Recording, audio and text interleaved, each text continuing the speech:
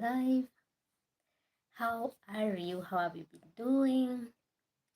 So my name is Nasteri and I help moms like you prep for labor and childbirth so that they may have an amazing, beautiful birth story. So in our today's short live session, we're gonna talk about some Q&A, or we're going to be answering some Q&A that some of you have been asking, especially from my TikTok. And we're going to be answering about 7 questions that are so frequent, that have been asked so many times regarding labor and childbirth. So let me know if you can see me. Let me know if the live is clear. Let me know. Let me just test that. A minute.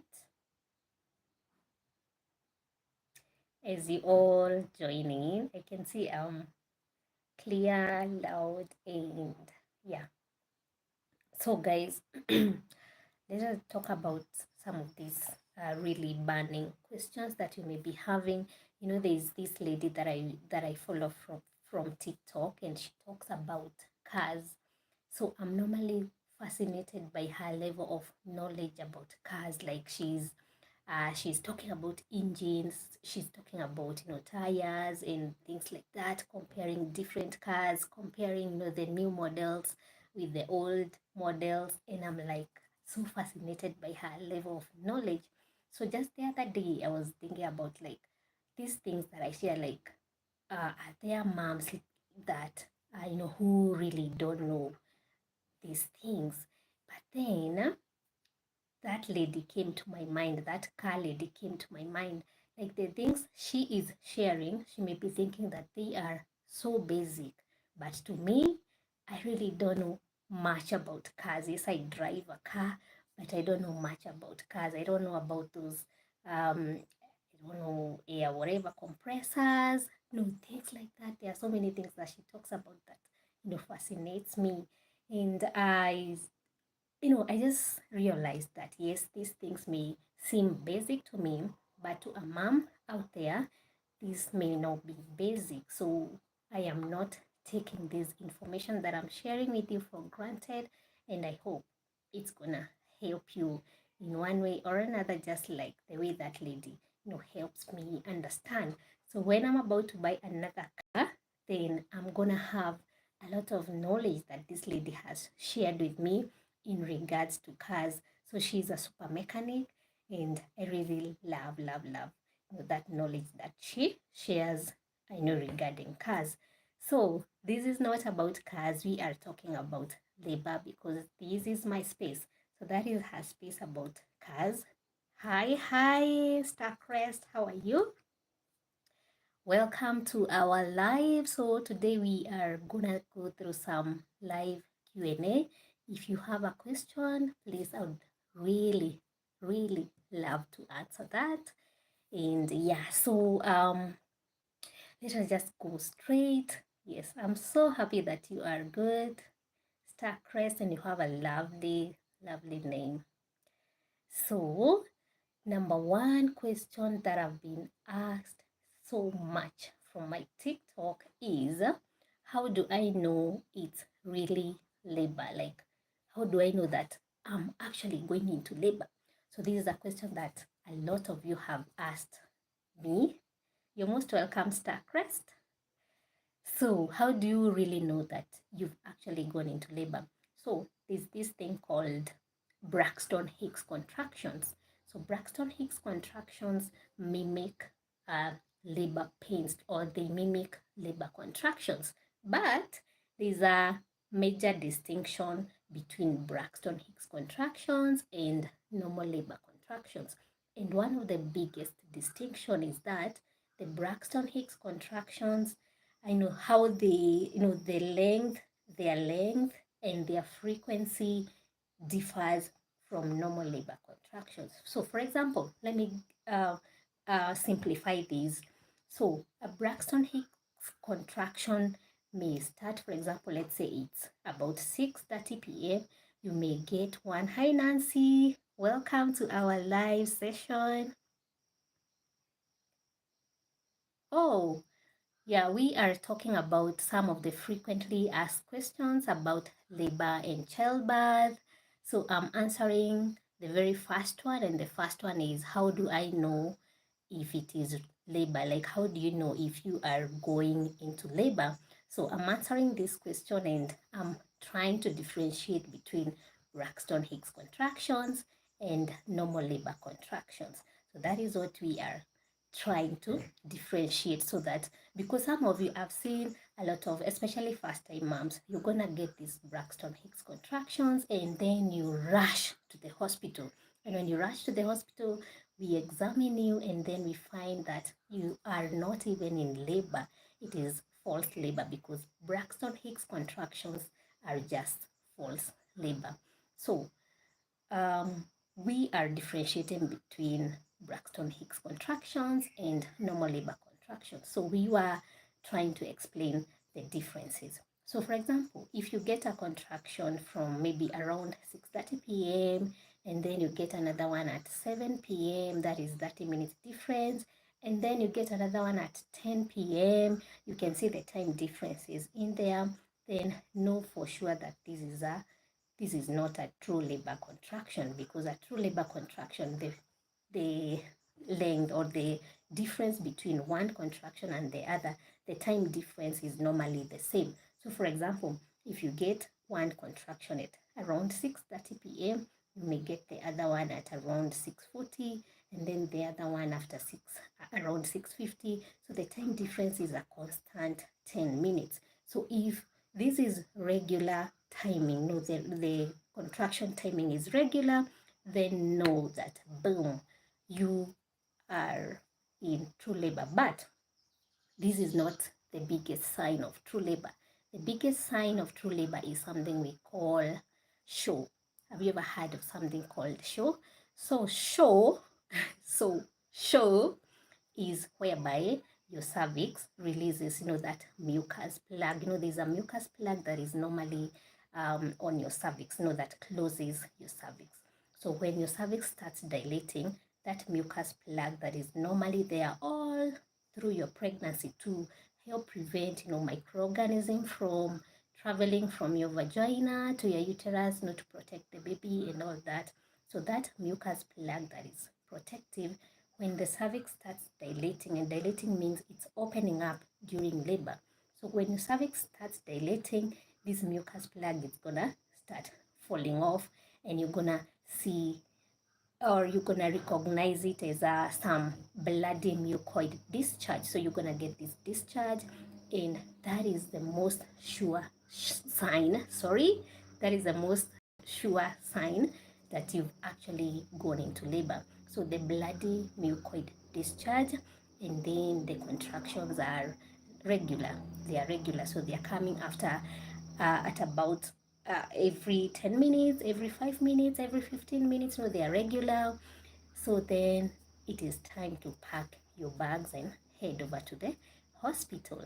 So I hope I've answered this question. How do I know if it is truly labor? This is how you know it. And the most sure sign is the discharge or the bloody mucoid. Sure, that tells you that, yeah, I am in labor. It is about time.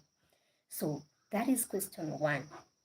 And then number two, the other question that we need to talk about is, what is the number one thing you wish you had packed in your hospital bag?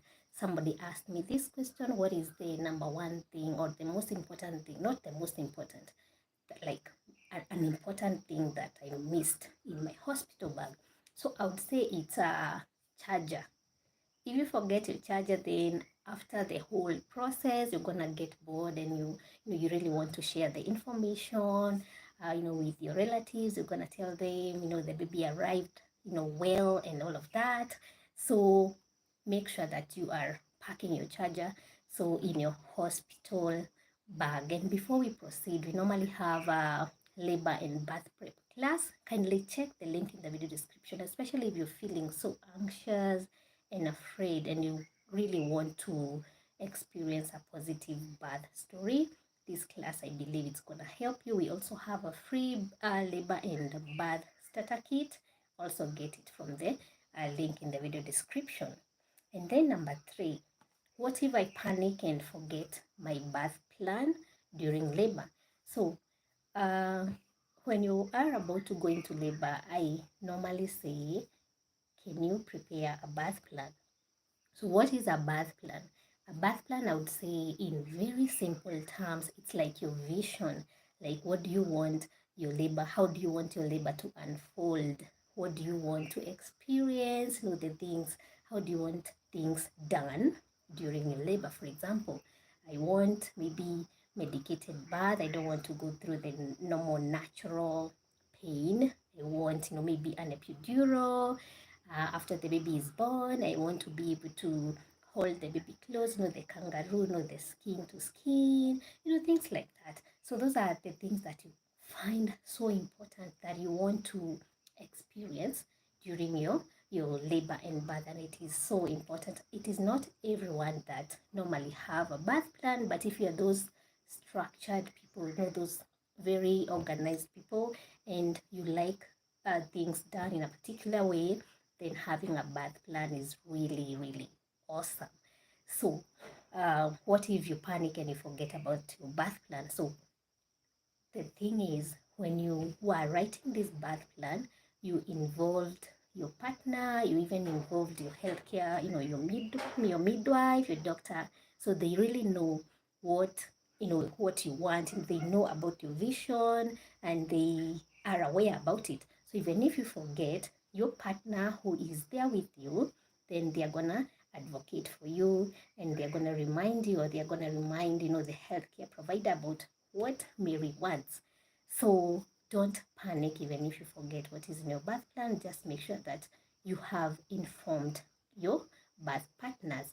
And if you don't know how to create a birth plan, in that free labor starter kit that, where the link is in the video description, there's a free template that you can actually use to write your own birth plan.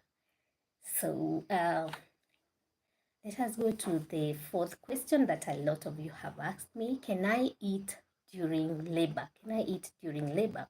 So when you are in labor, especially the active phase of labor, a lot of moms, you will tend to feel exhausted.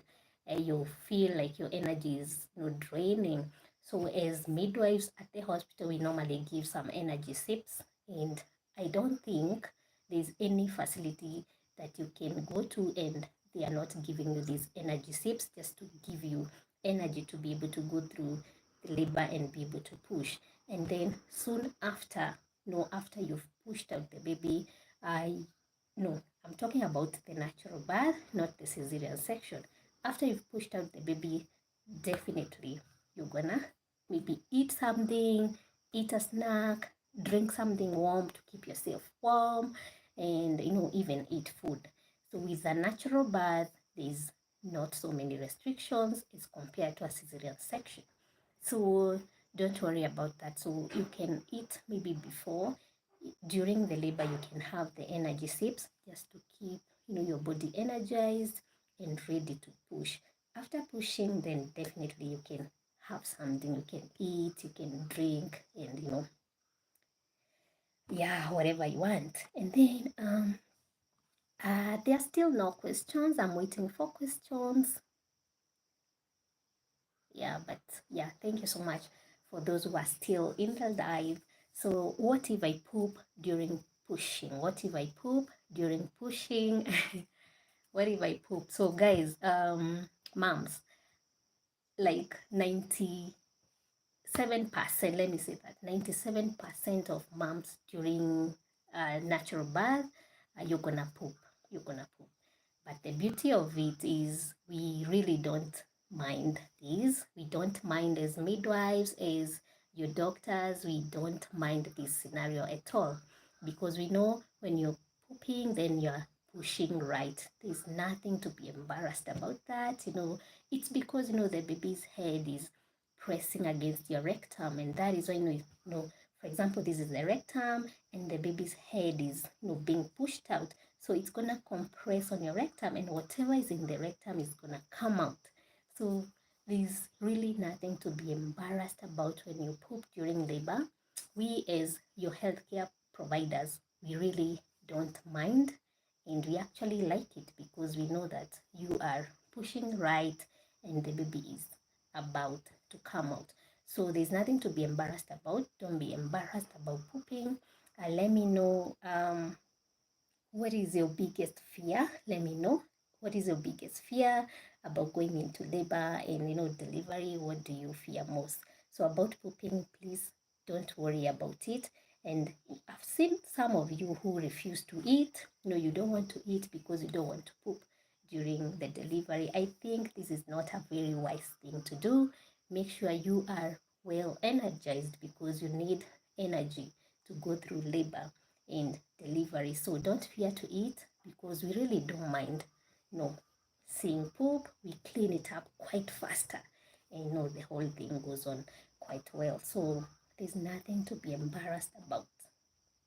And then, how do I handle unsupportive family who won't respect my postpartum boundaries?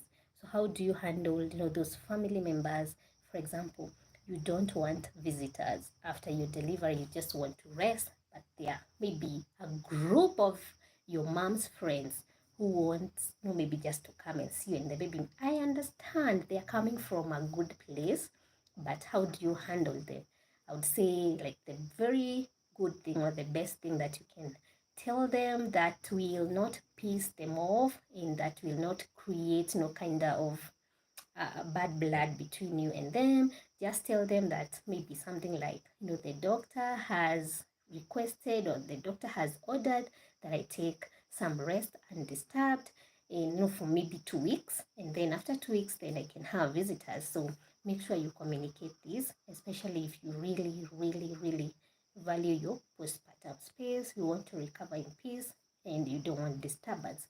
So that is one trick how you can be able to go through this so that you're not pissing anybody off, and then you are also giving yourself space to recover, because recovering fourth stage is also very delicate.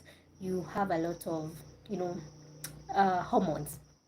Your hormones are all over the place. I see even myself, I'm a mom also, I'm a mom of two. So after delivery, you get these an overwhelm of emotions. Some of them are, a feeling of sadness, then there's joy, so there's everything is all over the place. So this time is so delicate, and it is okay to not want visitors. So just set that boundary, tell your partner, and communicate with your people, and tell them that you need this space because of A, B, and C. And if they are good people, then they're gonna respect that. What if I need a C-section? I feel like I have failed. Like, for example, if you have, or if you really wanted a natural birth, but maybe things didn't go well. For example, for me, during my first pregnancy, I went through labor and I dilated up to, I think, about 8 centimeters, but there was a problem. The descent, the baby was not, the cervix was dilating well, it was opening well, but the baby was not coming down, because as the cervix dilates, the baby is also supposed to be descending, like going down, so that the delivery can take place. So at that point, you are scheduled for an emergency C-section. So this person is asking, what if I need a C-section? I feel like I've failed.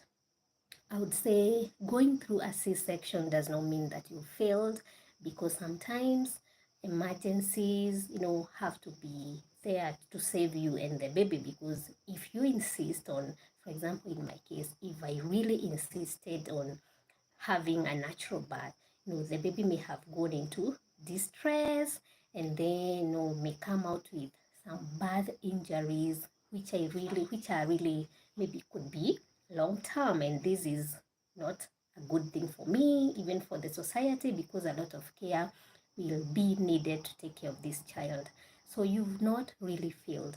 And then there's another guy I met somewhere, and then this guy asked me, like, do you have kids? And I told him, yes, I do. I have 2 kids. And then he asked me, Like, did you deliver them naturally, like vaginally, which was an odd question to ask somebody, or you went for a C-section? And then I told this person that I went, um, I had I had them via C-section, and then he told me, then you are not a real mom.